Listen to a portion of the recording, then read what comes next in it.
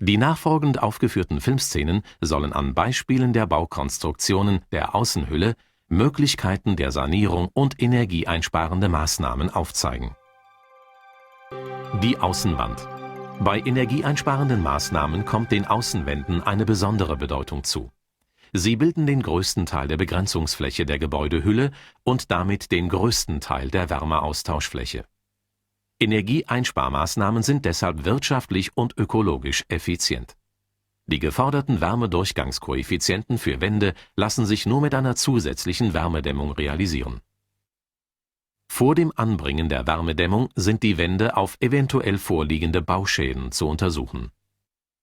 Risse, Oberflächen- und Feuchteschäden in der Außenwand können vielfältige Ursachen haben. Um eine dauerhafte, sachgerechte Sanierung durchzuführen, müssen die Schäden behoben werden. Aufsteigende Feuchtigkeit in Wänden ist auf fehlerhafte waagerechte Feuchtesperren zurückzuführen. Eingedrungenes Spritzwasser im Sockelbereich und seitlich eingedrungene Feuchtigkeit aus dem Erdreich können in der Wand nach oben steigen. Zur Beseitigung von Schäden bieten sich unterschiedliche Verfahren an.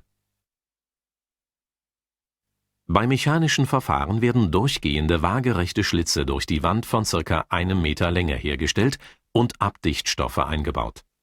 Die Stoßstellen müssen ausreichend überlappt sein, um die Feuchtesperre zu erzielen. Injektionsverfahren eignen sich nur bei saugfähigen Baustoffen. In Bohrlöcher wird hydrophobierendes Injektionsmittel so lange eingefüllt, bis eine Sättigung eingetreten ist. Die Hydrophobierung der Kapillare verhindert den Feuchtigkeitstransport im Mauerwerk. Nach Abschluss der erforderlichen Sanierungsarbeiten können die wärmedämmenden Maßnahmen durchgeführt werden. Es besteht die Möglichkeit, außen oder innen zu dämmen. Bei Außendämmungen entstehen weniger Wärmebrücken und bauphysikalische Probleme. Sie sollten deshalb vorgezogen werden. Die Wärmedämmung kann aus verschiedenen Baukonstruktionen bestehen, zum Beispiel aus Wärmedämmverbundsystemen, Wärmedämmputzen, Außenwänden mit leichter Vorsatzschale, Außenwänden mit schwerer Vorsatzschale, Kerndämmungen. Wärmedämmverbundsysteme bestehen aus der Wärmedämmung, der Armierungs- und der Schlussbeschichtung. Als Dämmbaustoff können Polystyrol, Mineralwolle, Mineralschaum oder Kork gewählt werden. Je nach Tragfähigkeit und Oberflächenbeschaffenheit der Wand werden die Platten mittels Haftmörtel, Dübeln oder Schienen befestigt. Um Rissbildungen in der Außenwand zu vermeiden, wird eine Armierungsschicht vollflächig auf die Wärmedämmplatten aufgetragen und ein Armierungsgewebe eingelegt. Danach erfolgt das Auftragen der schlagregenfesten und wasserdampfdurchlässigen Schlussbeschichtung. Der Wärmedämmputz besteht aus der Wärmedämmschicht und dem Außenputz. Er wird entsprechend der gewählten Dicke in 1 oder 2 Lagen auf eine trockene und tragfähige Wand aufgebracht. Auf den durchtrockneten Wärmedämmputz erfolgt das Auftragen des Außenputzes. Hinterlüftete Außenwände mit leichter Vorsatzschale bestehen aus einer tragenden Außenwand, der Wärmedämmung und der Vorhangfassade. Bei diesen Verfahren wird die Wärmedämmung, zum Beispiel Mineralwolle, zwischen dem Traggerüst der Vorhangfassade angebracht. Die Vorsatzschale kann hier aus Holz, Metall oder Schiefer bestehen und sie bildet den Abschluss der hinterlüfteten Fassade. Bei hinterlüfteten Systemen mit schwerer Vorsatzschale aus Ziegel, Kalksand oder Naturstein werden die Dämmplatten im Verband fugenlos auf der Außenwand angebracht. Der Abstand zwischen Vorsatzschale und Wärmedämmung muss mindestens 4 cm betragen, damit eine ausreichende Hinterlüftung gewährleistet ist.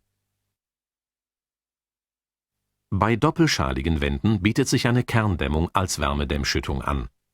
Diese kann aus Korkschrot, Polystyrolkügelchen, Perlite oder Zellulose bestehen. Gebäude, die unter Denkmalschutz stehen, dürfen nur innen gedämmt werden. Bei Innendämmungen entstehen Wärmebrücken im Bereich der Innenwände und Decken. Es ist zu prüfen, ob eine Dampfsperre oder Dampfbremse erforderlich ist. Fachwerkgebäude dürfen durch Wandbekleidungen nicht verdeckt werden.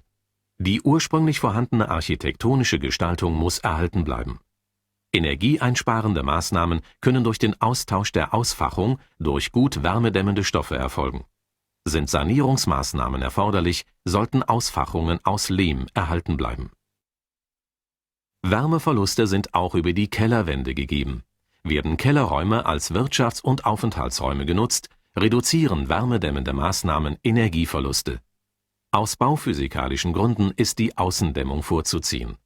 Nur feuchtebeständige Wärmedämmstoffe sind geeignet.